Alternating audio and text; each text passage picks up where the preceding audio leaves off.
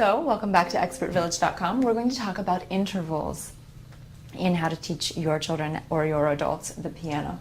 We've already discussed do and re and mi. That leads to do and re and mi and fa and so, which are as far as you need to go at this point. What you need to now deal with is that those things have names. Those relationships have names. The distance between do and do is a first.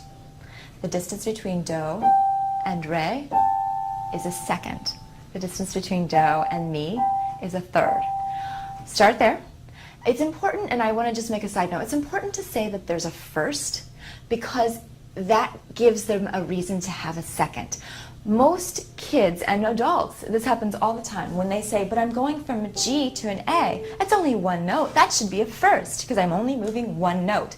And really the theoretical reason is that no, it's a degree on the staff, or I'm sorry, a degree on the scale, and that's why it's not called what it looks like it should be called logically. But if you account for the first, if you say no, going from an E to an E is a first because it's going from one note to one note, or from the first note to the first note, that helps them make sense of it.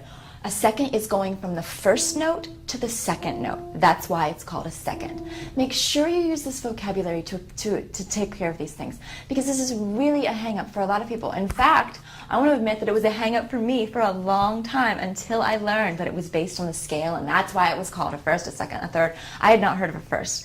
And I thought, I wish I would have known that all that time. And so I'm making it my life's mission to teach people that that's how that makes sense. So, see if they can find all of these things on the piano. Find me all the thirds you can, all the way down. And they're probably going to not find the thirds in the middle, which is okay. That's totally fine. See if they can then move to a fourth. Fourths are very difficult because they don't look cool, they don't sound as cool as thirds, as you know. But see if you can get them to move to fourths. Right now, we're not dealing with how they look on the staff.